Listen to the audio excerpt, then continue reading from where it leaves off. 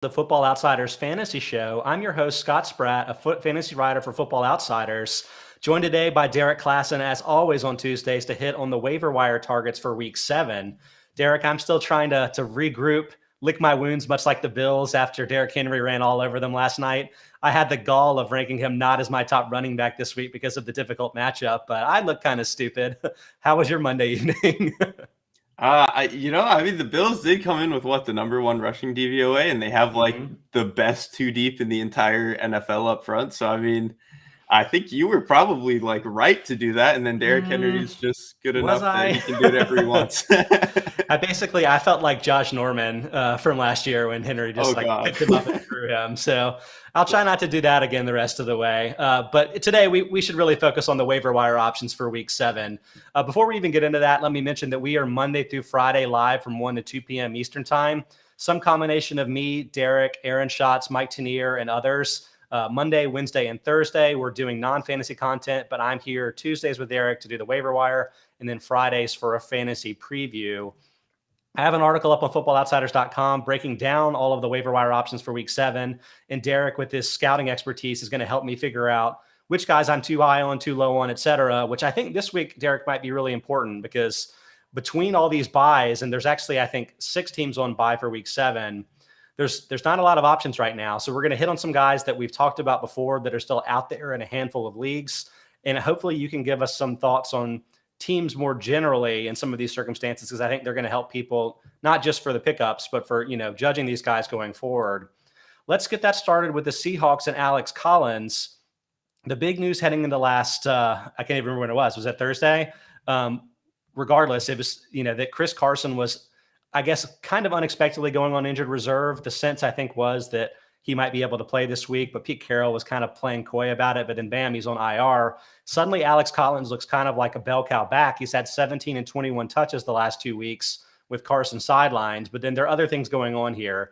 One, he might have suffered a bit of an injury, hip and glute issues. Unclear whether he's going to have his status for this week threatened. But also, Rashod Penny has a chance to come back this week as well. So, Derek, kind of hit on your general thoughts about Collins and kind of where he stacks up talent-wise with the other Seahawks back, because I think there's a chance that he might be a very useful fantasy player for you for multiple weeks here.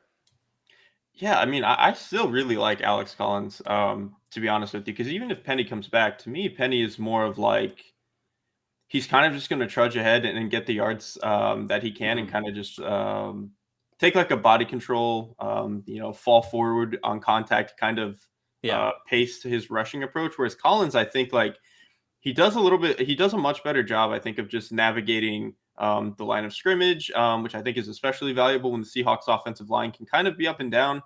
So I think the fact that he can find some of those rushing lanes that aren't necessarily accessible for your typical back, I think is really valuable.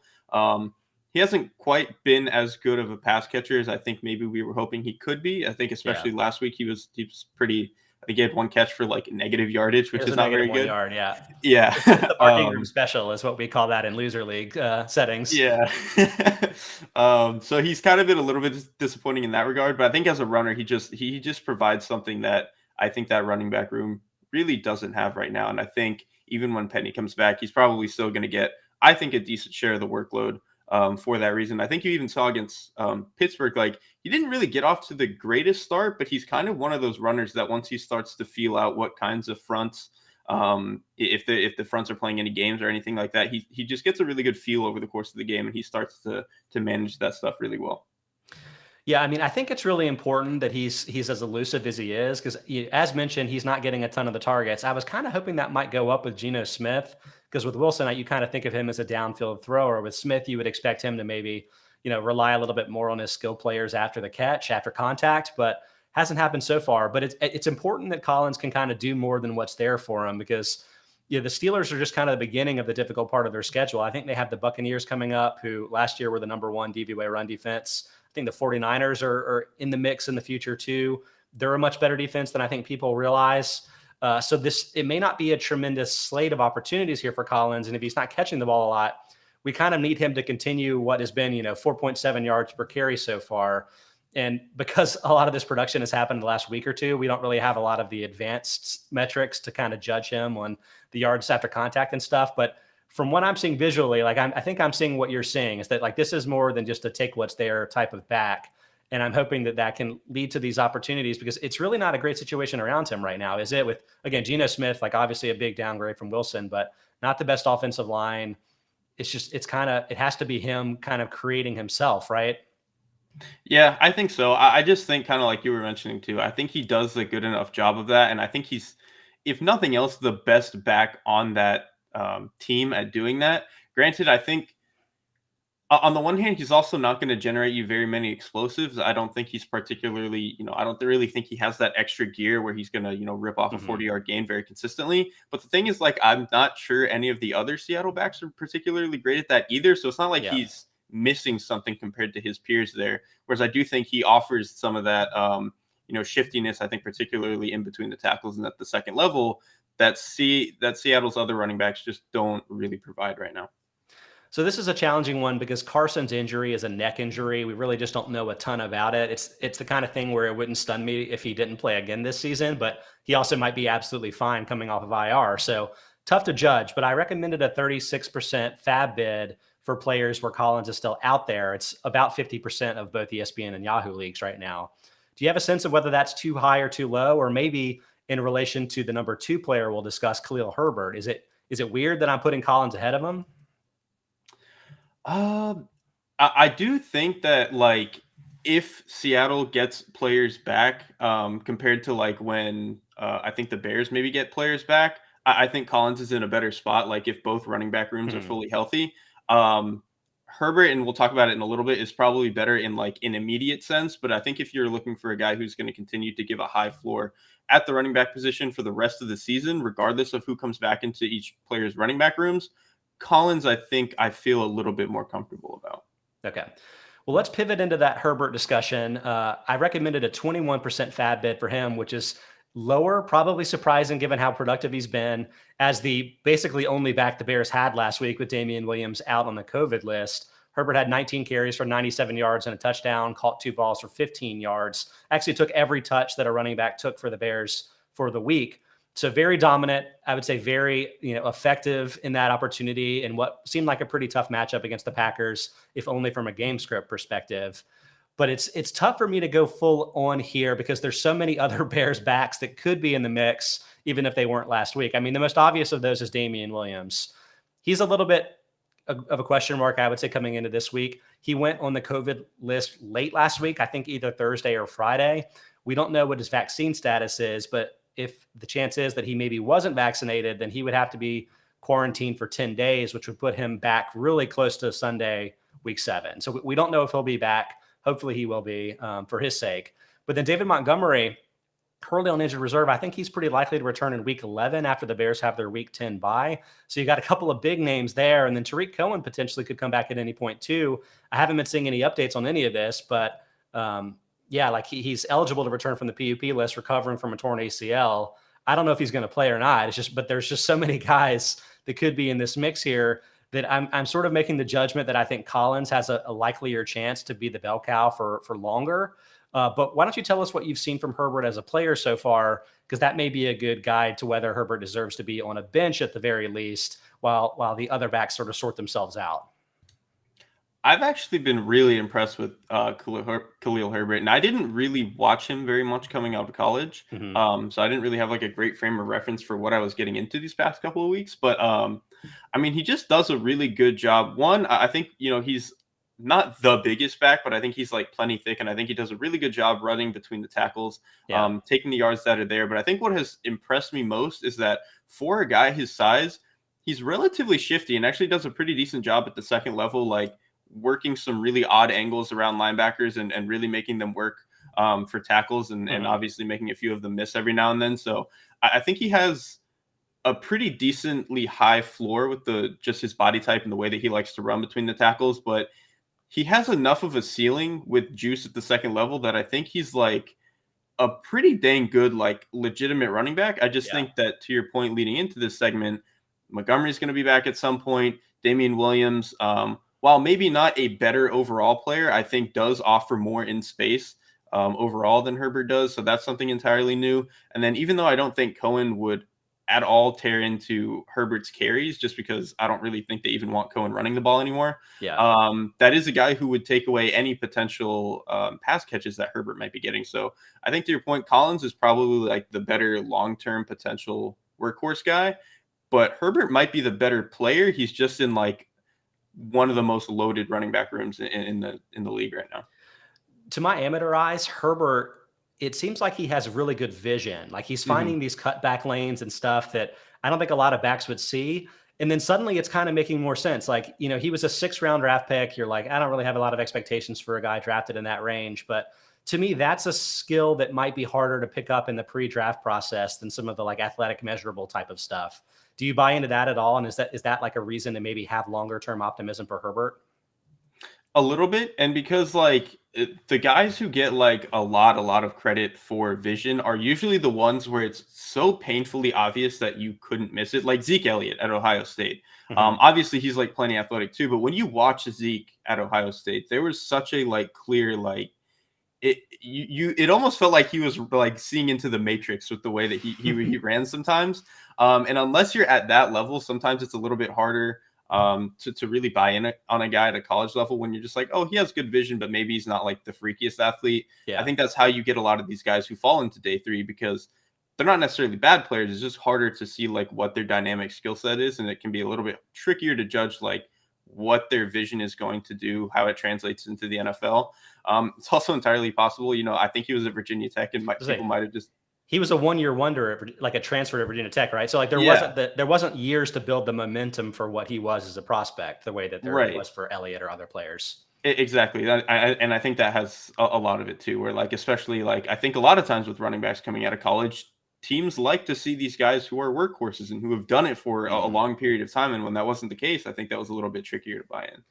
Yes. By the way, I was confused earlier about upcoming schedules. It's Herbert that has the Bucs coming this week, then the 49ers and the Steelers. So that's the number 3, number 16, and number 6 teams in run defense DVOA. Probably another reason that I ended up having Collins a little bit higher. But I mean, from like a dynasty type of perspective, is like this seems like suddenly like a real gem that you might still be able to acquire. So I think that's a sign of encouragement. We'll just have to see how many opportunities he gets over the rest of the season. He definitely capitalized on his maybe 1 week as the bell cow back last week. Hope he gets more chances. All right, let's shift gears to some other positions. We've got Jaylen Waddle coming up next, wide receiver for the Dolphins. He's kind of been in and out of the waiver column over the course of the season. He's pretty close to universally owned in ESPN, 75%, but just 60% of rosters in Yahoo right now. If he's out there in your league, I'm suggesting a 12% bid. And a lot of this is coming from the discrepancy I'm seeing with Jacoby Brissett at quarterback and Tua at quarterback. And, you can comment on this a little bit, Derek. I kind of fell into a trap with this potentially with Mike Gesicki, because Tua only threw like a handful of targets to Gesicki in week 1, but then threw a ton to him last week when all of these other Dolphins receivers are out. So, who can say how many times Waddle's going to see the ball when the Dolphins have their full complement of receivers, hopefully going forward with, Will Fuller and Preston Williams and everything. But 10 catches, 70 yards, 2 touchdowns on 13 targets last week. That was 4 more than anybody else. Waddle's playing almost every snap right now. His 26.9% target share with Tua would be top 10 among wide receivers if that was what was happening over the course of the full season. What have you seen from him as a prospect? Do you think that he has a chance to be like a real impact fantasy player going forward, assuming Tagovailoa can stay healthy now? I think so. I mean, I think Tua is going to continue to like throwing to him. I think part of it is it's always nice when you have a guy that you played with in college. I think that's always something that you want to lean on. I mean, we're seeing it with Joe Burrow in Cincinnati with Jamar Chase, and I think that factors into some of it. I think some of it too is like, I don't think Miami was as comfortable or as good doing some of their RPO stuff with Jacoby Brissett as they are with Tua Tagovailoa, and I think Jaylen Waddle is their best player for those type of things where, maybe you just have inside zone or like a like power one way, and then you throw the quick like 8-yard, 10-yard glance route behind it. Jaylen Waddle is their best player for that because he's just so incredibly explosive. He did it a ton at Alabama. So I think it's kind of just like a really good, blend of offensive styles for Jaylen Waddle to get a lot of targets. I think he's going to continue to produce, honestly. I think what's kind of encouraging in the way that he produced, especially last week, is he did a lot of like the short to intermediate stuff, which is not really even why you drafted him. You drafted him because he's incredibly explosive down the field. He's obviously good at the short and intermediate stuff, but you expect that these explosive plays are going to come at some point. And even if they didn't really last week, I think you have to imagine that he's still going to get enough volume in the, down to down basic stuff. And then these explosive plays are going to come at some point, even if Tua is maybe not the best, thrower down the field.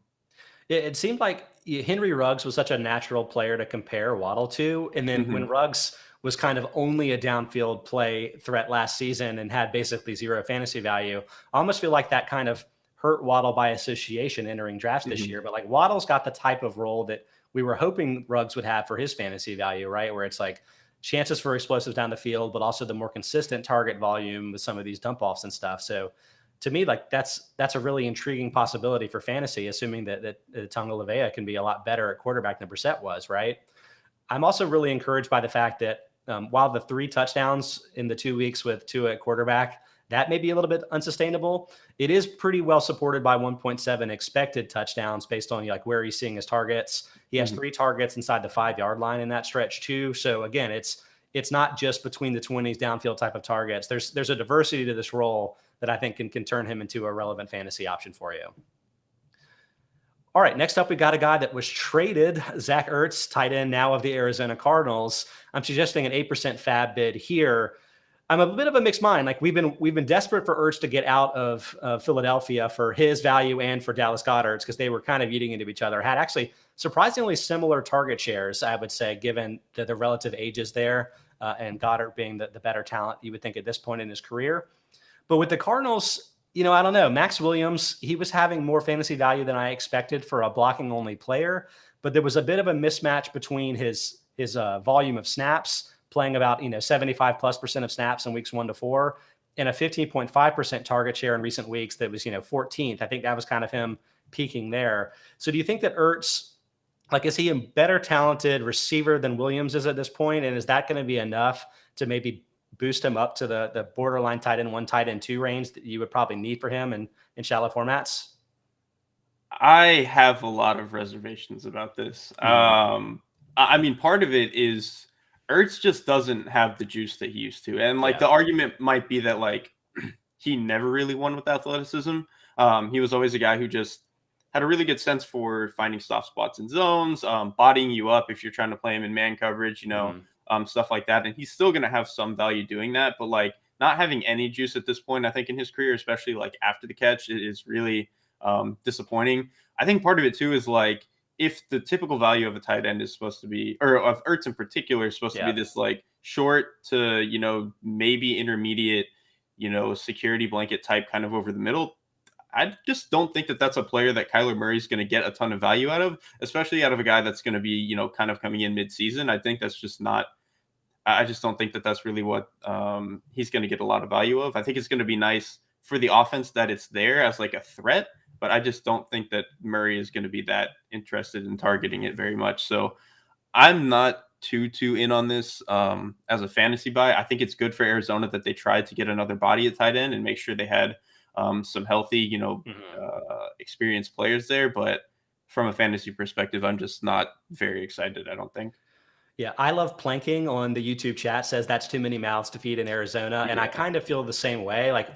We've been desperate to try to make, Christian Kirk and Rondale Moore happen for you in fantasy, and that really hasn't happened yet.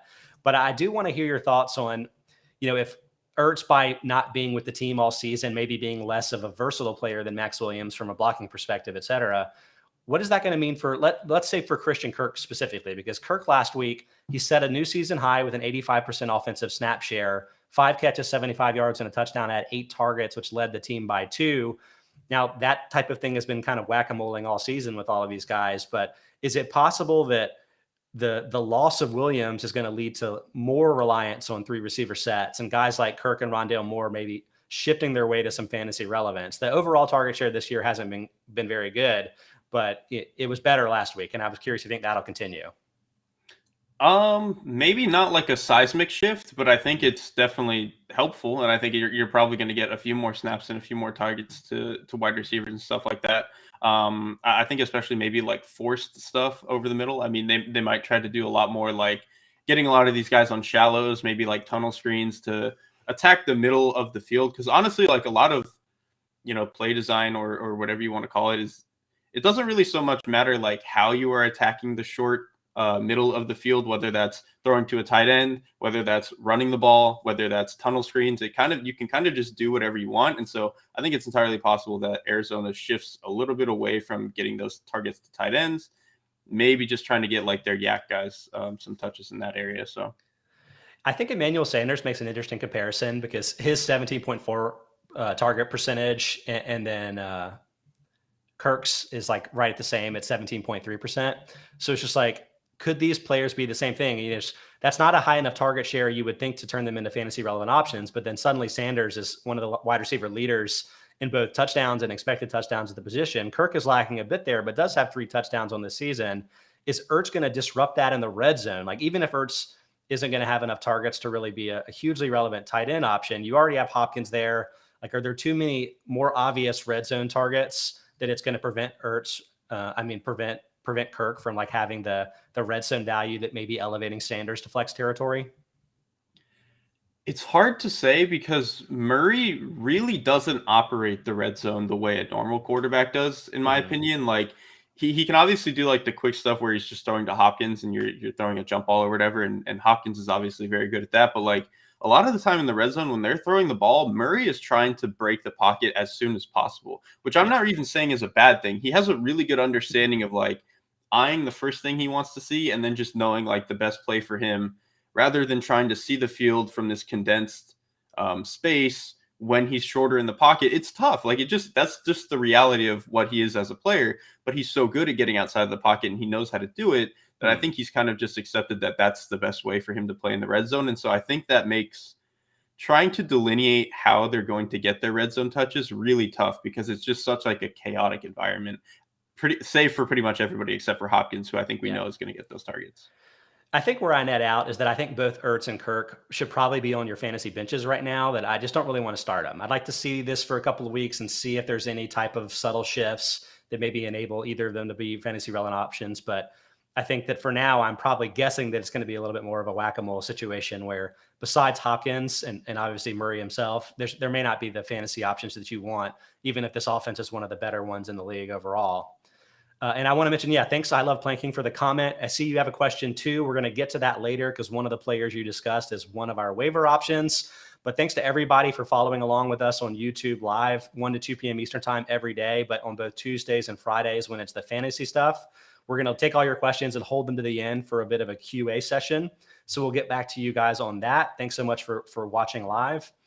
But sticking with the waiver wire options for the week, Derek, let's shift over to Sterling Shepard, wide receiver for the Giants. He had a really quick start to the year and then kind of picked up where he left off after missing a couple of weeks with injury. 10 catches, 76 yards on 14 targets, led the team by 3, played 91% of offensive snaps.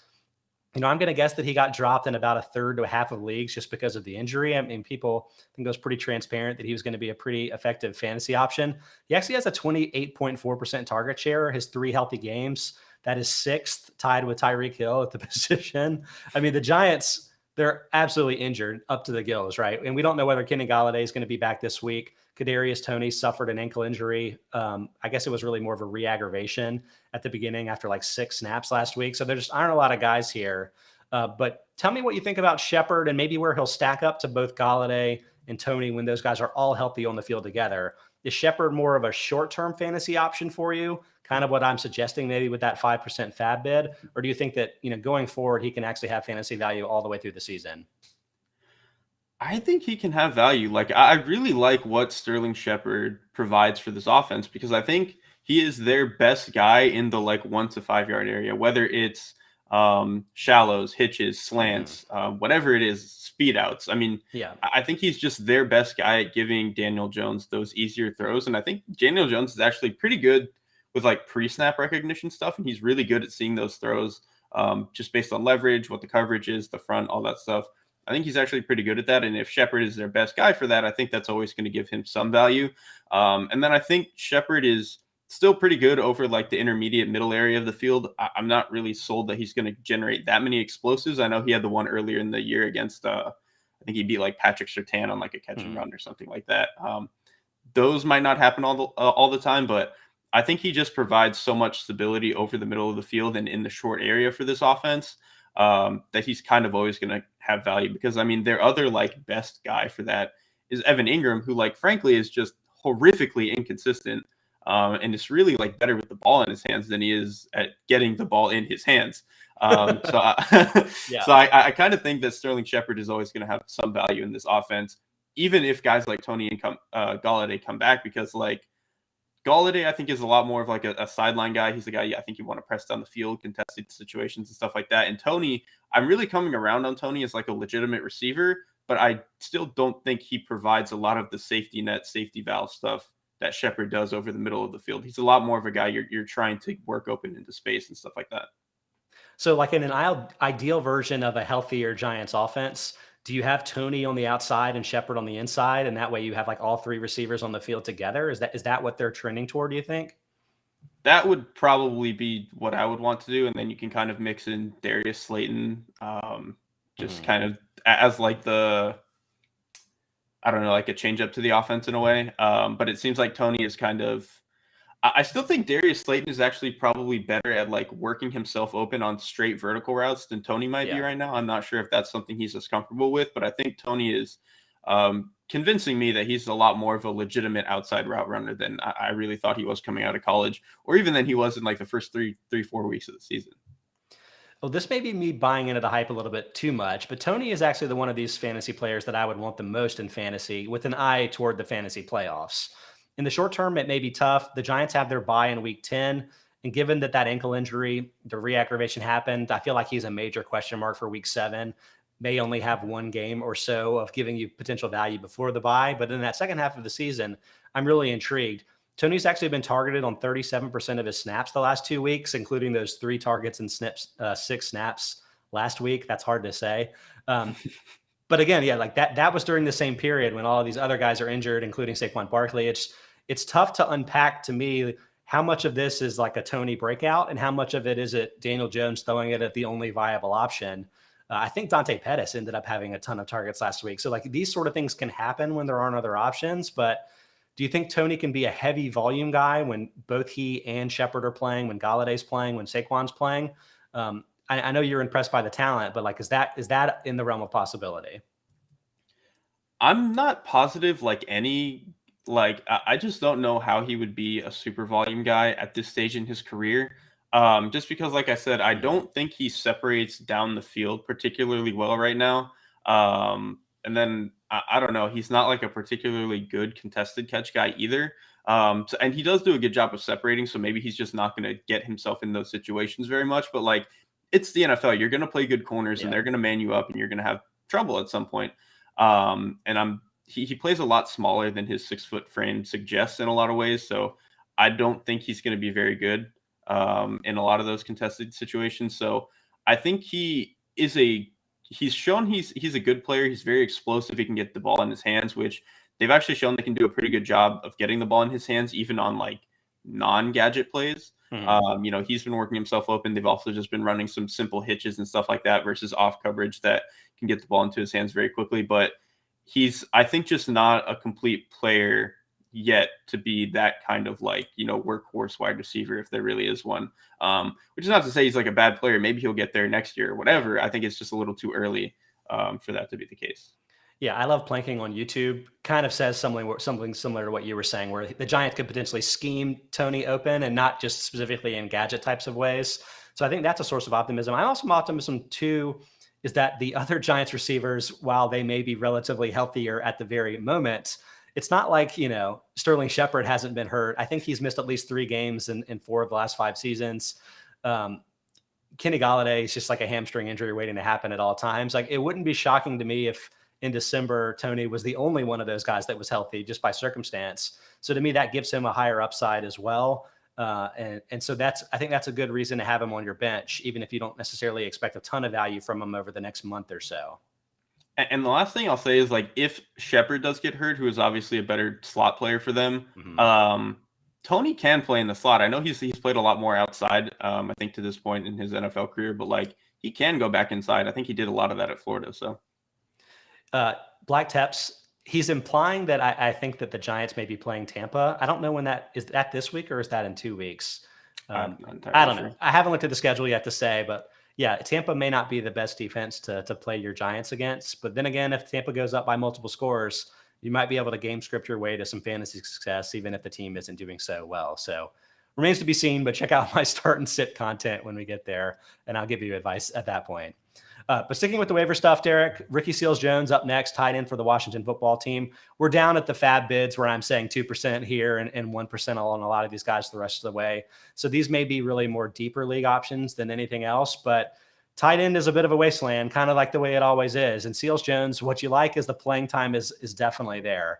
He averaged between 10 and 18% of offensive snaps the first 3 weeks. Logan Thomas got hurt, and he's played at least 93% of snaps the 3 weeks since. He played 100% last week, saw 4 catches, 58 yards, and a touchdown on 6 targets. So, I mean, that's a workload that you can't really find on the waiver wire right now. And so while that's the case, I think Thomas is going to miss. He's definitely missing this week because he's still on injured reserve. But it sounded to me like the initial reports was that it was going to be like a full month plus injury, is a severe hamstring injury. So I think you're going to probably have at least 2 games here of potential production. And while the matchups aren't great in the Packers and the Broncos, Seals-Jones is playing so much that I'm suggesting that maybe he's a decent fantasy option for you as maybe a high-end tight end too. But do you think that's getting carried away with what you see from a talent perspective?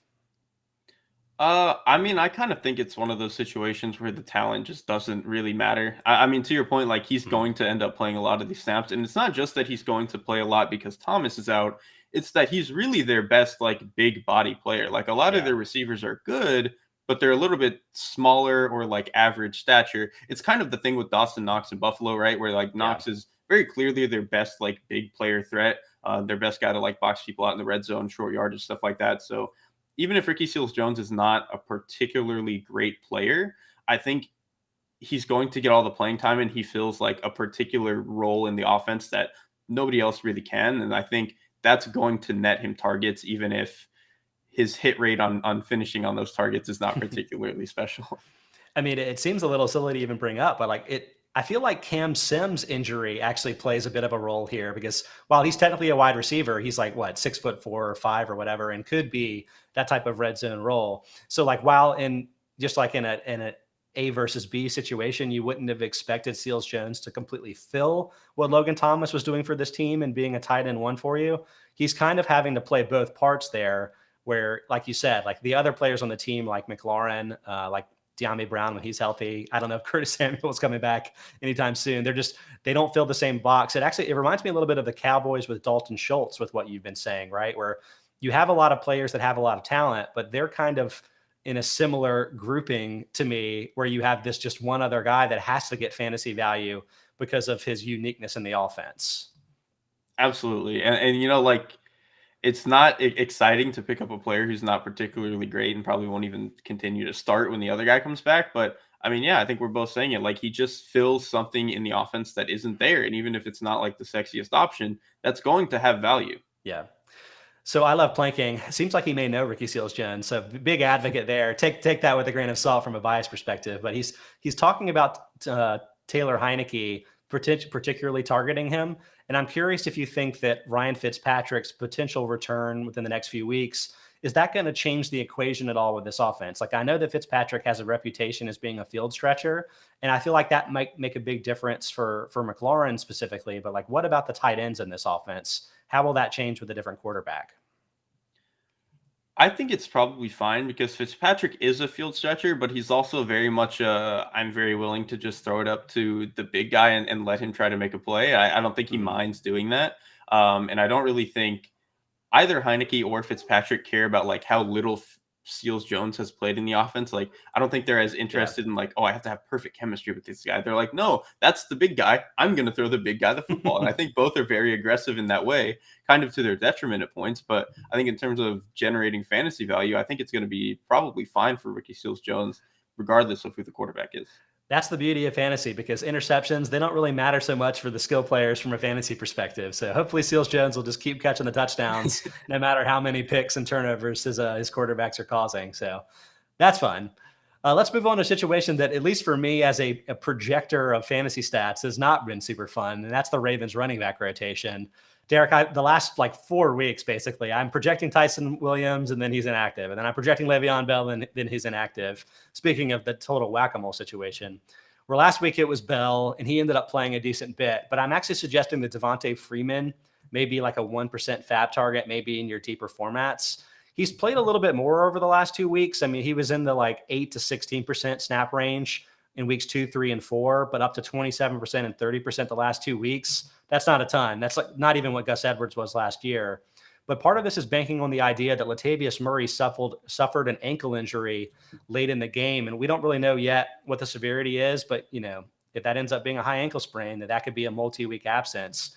Do you think that Freeman, as the more similar between the tackles runner, could be the guy that might replace Murray? Or do you think the fact that Murray's best skill is his pass protection might make Bell the replacement here? Or just what do you make of all of these running backs now that you've had a chance to see them in the offense for a handful of weeks?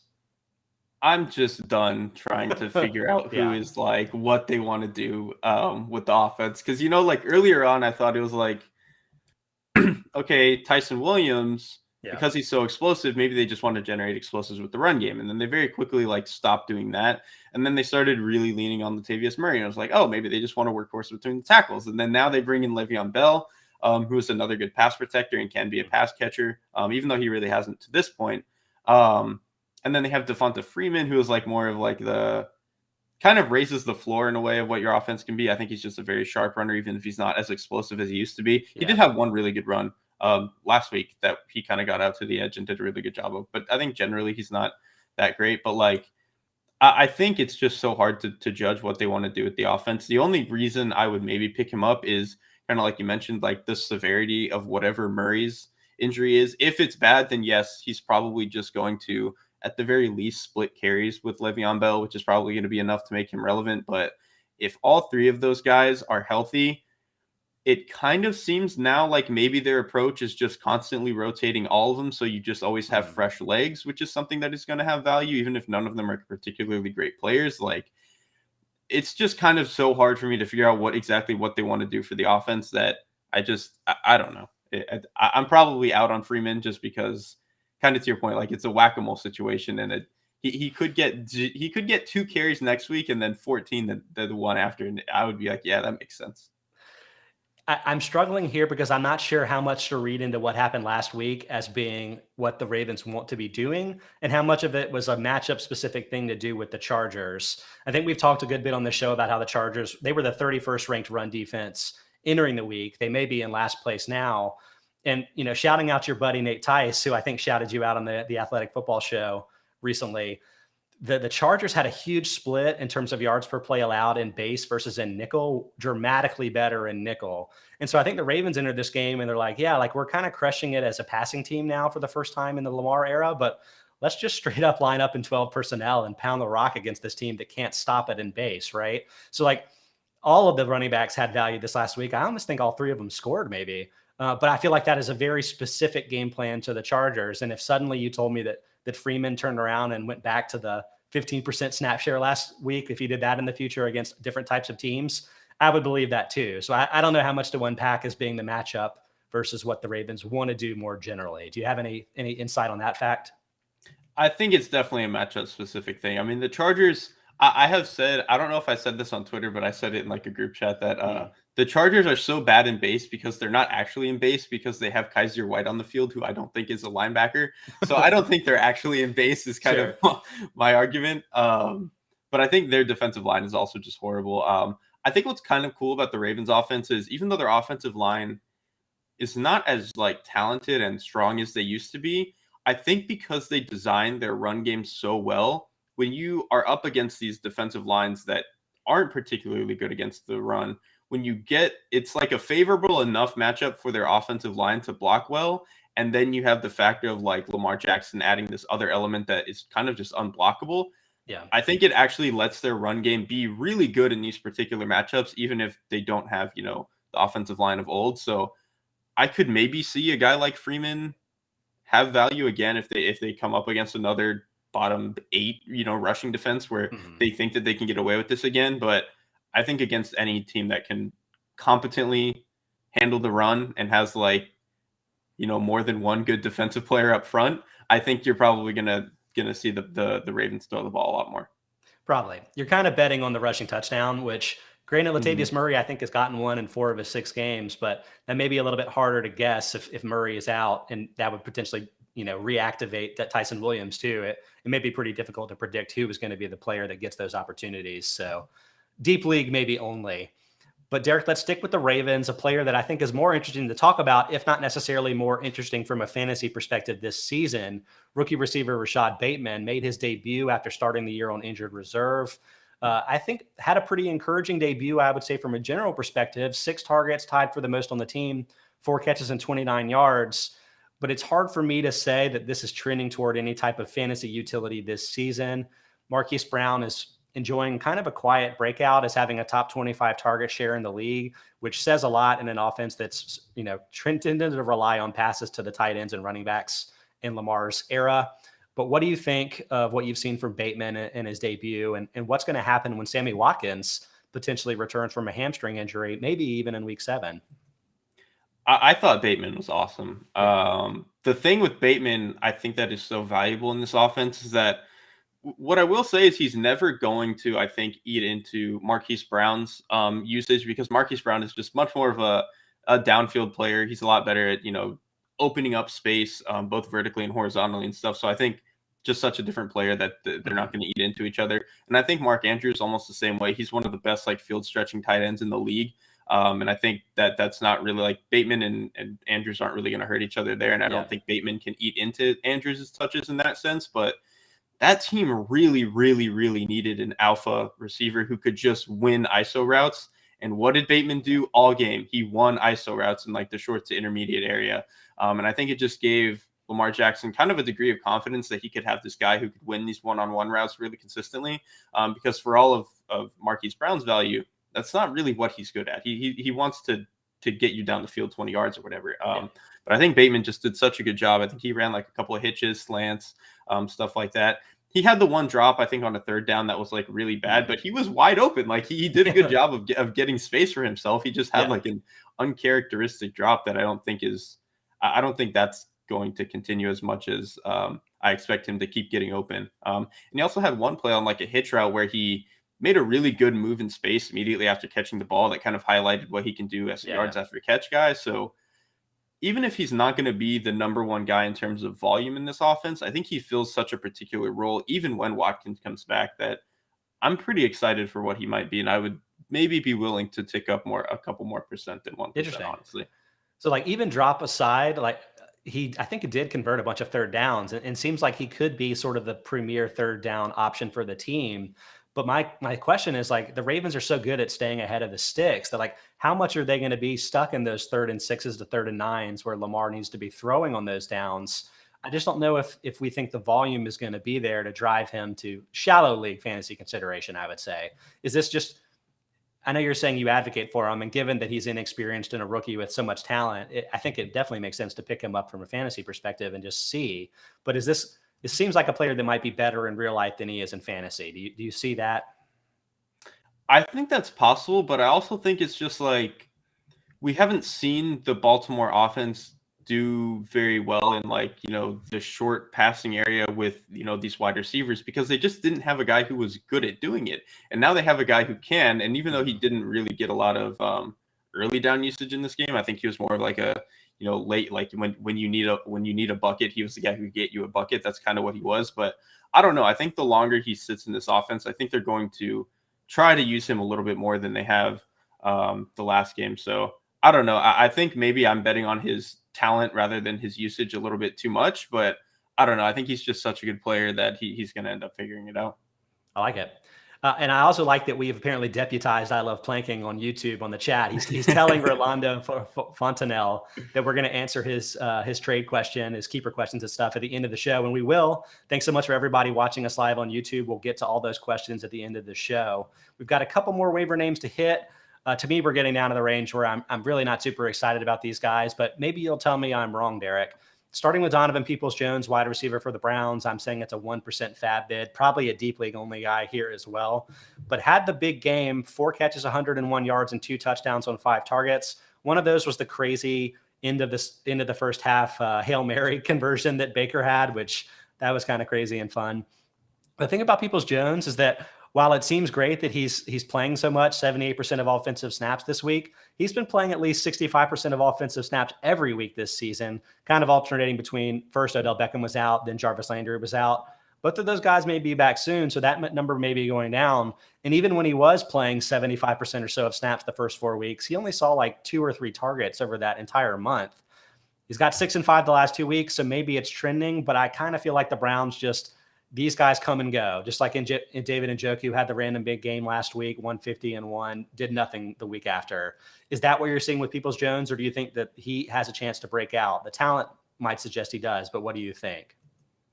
I mean, I think he's an awesome player.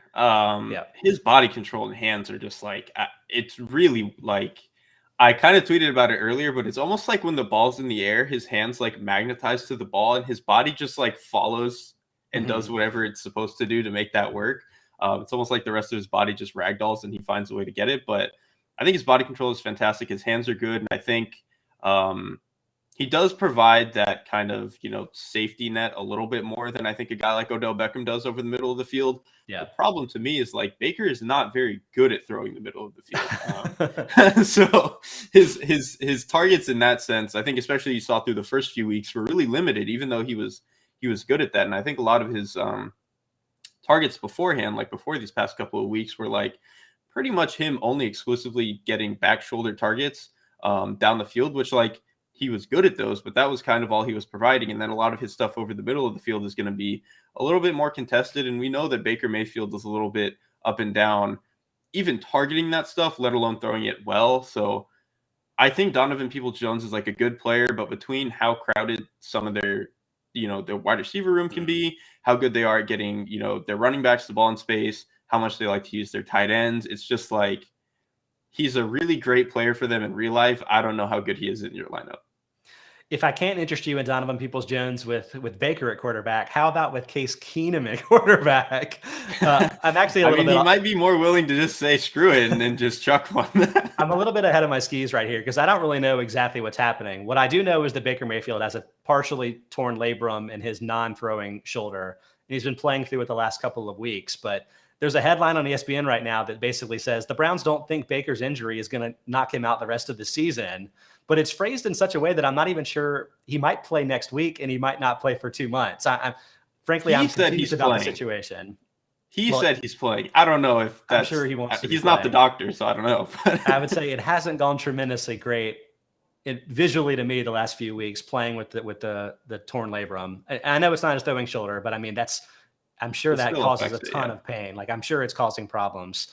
So it's almost too difficult to say at this point in the week. And I know that this is the time when you have to make those waiver decisions. But I'm saying that like the potentially going to Case Keenum, I don't think is going to really move the needle for me for Peoples-Jones. And while I agree with you that he's a great prospect, I mean 6'2", 212, 99th percentile athletic testing and various things in the combine. He actually was one of the top 25 Football Outsiders prospects in the Almanac, that article that Rivers McCown writes every year. I think is a really fun tool for looking for future guys from fantasy perspective. But to me, that's what he is. It's kind of like Bateman, although even a more extreme example where dynasty leagues, yes, because you're kind of betting on the talent that I think is there. But is he going to have fantasy value this year? I don't think so. So I wouldn't chase the week 6 production is kind of my advice on the matter. All right, one more waiver guy to hit. It's another Brown. It's Demetric Felton, running back, really hitting the bottom of the barrel here. But if you believe the guys in the chat right now, it sounds like Nick Chubb may be already ruled out for week 7. He missed last week with a calf injury. And then unfortunately, Kareem Hunt suffered a calf injury too. I think he's going to end up on injured reserve. I think Chubb will be back in 2 weeks if he's not playing this week, but that still gives you the 1 week opportunity here to potentially roll with one of these Browns backups. You have Felton and you have Dearness Johnson. Both of them played 20% of snaps alongside of Hunt in week 6. I don't know if you have an opinion about who you prefer for week 7, but I'll mention that the Browns are playing on Thursday Night Football against the Broncos. They're a top 10 run defense and a top 10 overall defense by DVOA. And so my main thought is, honestly, you want to avoid both of these guys. But if I had to pick, I'd pick Felton because I think he's a better in-space player, going to catch the ball more, has 9 catches versus 3 on the season for Johnson. But I don't know. Do either of these guys kind of move the needle for you at all? Not really at all. Yeah. I think especially when they get guys healthy, Felton's never going to run the ball. He hasn't carried the ball a single time this year, and I think he's a returner. He's a returner that's labeled running back, right? Yeah, exactly. And all of his touches are pretty much manufactured out into space, and he is good with the ball in his hands when you can get him these screen touches and stuff. But I don't think he's so exceptional that it should be a bigger part of their offense than it has been, even with some of the running back injuries that they're having. And I don't know, he has had some instances of being able to get open downfield. He had the one against Roquan Smith, who Roquan Smith is great in coverage, but he's not the most he doesn't turn as well as you would like, whereas Demetric Felton can turn. Is what you're saying. Yeah, he's the linebacker, and so when you can get him to, he ran an out and then back up to the sideline that he kind of beat Roquan Smith on, and so you do see some flashes like that, and maybe one of these weeks he's gonna pop and get a couple of those. But I think generally he's gonna be more of a guy who catches 2 passes for 15 yards. Maybe he gets a carry every now and then, and that's pretty much it.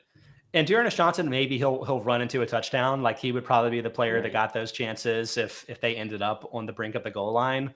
But I would really encourage you to check out the Start and Sit article later this week and find somebody else. I just don't think these guys are going to even be high-end flex worthy this week. So you're talking deeper type of formats to be considering this. And what I think is a tough matchup that's just going to get tougher if they don't have their normal quarterback this week.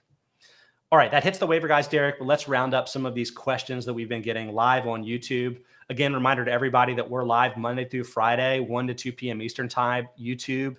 You can also watch us live on Twitch, Twitter, and Facebook, but you can ask us questions directly on YouTube. So we'd love for you to catch us there, but wherever you want. Black Teps, Vlad asks, do you think Matt Ryan, Mac Jones, and Tyler Higbee have a good week 7? I found Michael Thomas on waivers. Well, I'm glad you got Michael Thomas because I think he's going to be back in another week or two, and that's going to probably be a great option for you over the second half of the season. Do you have any thoughts on Matt Ryan, Matt Jones, and Tyler Higbee? Well, I'll say I haven't really looked at the matchups yet, but with Tyler Higbee, I've been a bit disappointed because he's been playing 95% plus of offensive snaps so far this season, but hasn't had the target volume that I expected.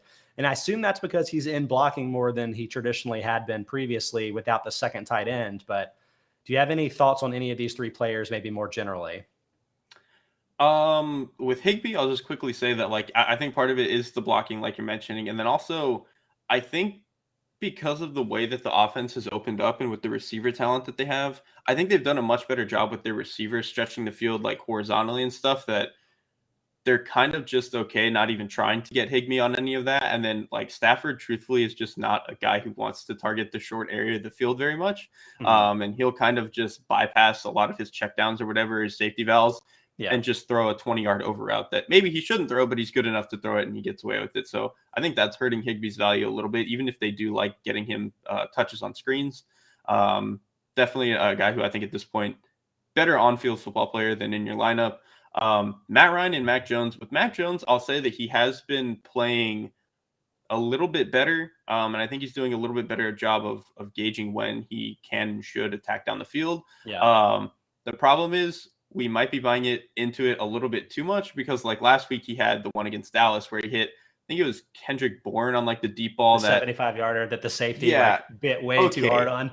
That should have been a pick or an incompletion 95% of the time, but both defensive backs played it incorrectly. Devontae Casey plays it way too over the top, and he's running to the sideline. Maybe he needed Gatorade. Who knows? Yeah. And then Trevin Diggs is playing outside leverage on it, and he's playing you're supposed to kind of play outside and under because you have the safety help over the top who can play on top of you. You thought, but yes. Yeah, you would think, but then Diggs entirely comes off of it and tries to undercut it for a pick, misjudges the ball, and it goes over his head. And it's both of these guys could not have played that any worse. So I think he got a little bit lucky in that sense. He did. I'm not going to kill Mac Jones for that, because in that situation, he's trying to force the issue a little bit, late, trailing, trying to come back. But that doesn't mean Mac Jones is going to be even a top 25 fantasy quarterback the rest of the season. So like, I'm not going to say I have optimism there. I don't really love any of those guys from fantasy right now. I hate to say.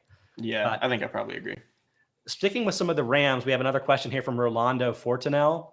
It's a trade question, and there's a lot of guys involved, but it's Chase Claypool, Cordarrelle Patterson, Mike Evans, and Saquon Barkley. He's potentially trading for Cooper Kupp and Matthew Stafford.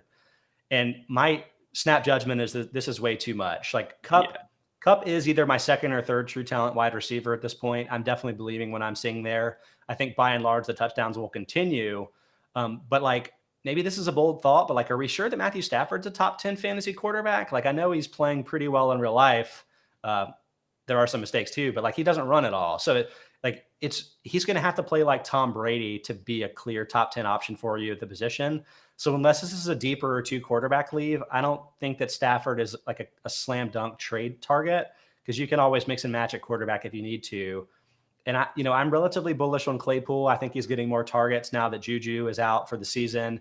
Patterson's been a top 10 fantasy running back. Like, Derek, what are your thoughts on Patterson? Is he going to continue to get those type of workloads to support that going forward? I mean, I guess like I still don't know like how confident I am in him as like a between the tackles runner or whatever, but when he gets into space, like, he's special, man. Like he's shown that as a returner for so long, and he's finally in an offense that is, I guess, really valuing what he provides there. So I think he probably continues to get enough touches. So, but I think overall on the trade, I probably agree with you. This is like, you're giving up a ton of starters for. Kupp is obviously fantastic. He's going to keep producing, but like Stafford, like, how bad is your quarterback situation where this could really be worth it? I have a hard time reconciling that. Yeah, I mean, Kupp is the best player in the deal, but it's too much to pay. One thought would be, maybe could you pare down the deal at all? Like, if you need help at quarterback, maybe specifically target a quarterback, or if you're looking for Kupp specifically, could you maybe package 2 of those players to get Kupp? I don't know if that'll be enough. It seems like his value is probably higher now in the perception than it is in the reality too. But I think that's too much to give up for the deal. All right, let's see. Scrolling up, do we have anything else? Got some more thoughts on Dearness Johnson here. I think we've hit on that a good bit. All right, Josh Jacobs or Chuba Hubbard at RB2. And that in the loser of that versus Cortland Sutton and flex. So with Sutton, I'll bring up that I think Jerry Jeudy was activated from injured reserve as a possibility that he'll play this week. I think it'll probably be a week after if I had to guess, but like, that's something from a long-term perspective to keep an eye on with Sutton. I'm not looking at the matchups here, so I'm not sure that who I would want to start in general right here. But like, let's say while Christian McCaffrey is out, are you thinking Josh Jacobs or Chuba Hubbard would be the better fantasy value generally from a week-to-week perspective? I mean, it's tough, but honestly, I was a lot more impressed with the Raiders' run blocking last week than I probably have been at any point in the season. Some of that might be like, I know Detroit or Denver's their defensive front were kind of missing a couple of guys, but they had been a generally good run defense unit. Top 10 in run defense DVOA, I think still, yeah. Yeah, and you would think that even if they were missing a guy or two, they would still be, okay. And I think they actually got bullied a lot more than I expected them to. So I don't know if the Raiders are going to be able to do that week in, week out, but I think it was a much more encouraging sign than we've seen to any point this year. So I don't know. I think Jacobs is straight up the better player. And if you are maybe extrapolating what, they did with the run game this past week to continue a little bit to be that good as opposed to what it was the first few weeks, then maybe I think you could maybe lean Jacobs. I agree. One thing I'll say with Jacobs is that his teammate Kenyon Drake scored 2 touchdowns last week, but that's a trick. Like, he's not really getting on the field very much at all. I think only had like 4 touches on the week, just happened to score on 2 of them. So they split him out a lot too. Like, they do, that's really his role. And they're not really targeting him a ton in that role. Right. I feel like there was a big concern entering this season that Jacobs was going to see a lot less work because of the addition of Drake and because they paid him so much money. I don't think that's happening. But I'm not sure everybody's realized that because Jacobs also missed a couple of games with a foot injury. So I would say in general, I'm pretty bullish on Jacobs. I think he's undervalued in fantasy right now. So I would definitely be relying on him over Hubbard. I think he's pretty clearly a top 15 option at the position going forward, even with a relatively, small target volume. All right, I think that hits all the questions. Thanks to everybody for asking and for following along live, YouTube Live, 1 to 2 p.m. Eastern Time every day. Tomorrow, Aaron Schatz will be back with Mike Tenier for an Ask Me Anything, so be sure to shoot those guys questions. I'll be back on Friday for a fantasy preview and back next Tuesday for more waiver wire talk with Derrik. Derrik, thanks for joining me like you do every Tuesday. What do you have going on Football Outsiders and elsewhere on the web right now? Same old pretty much. I think I have an idea of what I actually might be doing for the film room this week. I might be writing about Derek Carr kind of being a different quarterback than I think he has been for most of his career. I think the aggression stuff is pretty legitimate, so I might look into that. So love to see that. All right, perfect. Everybody check out that great work from Derrik and everything else going up on footballoutsiders.com. It's some great content for you to check out, including Football Outsiders Plus, well worth the investment. And then again, thanks so much for watching. Check us out tomorrow with Aaron and Mike and the other guys.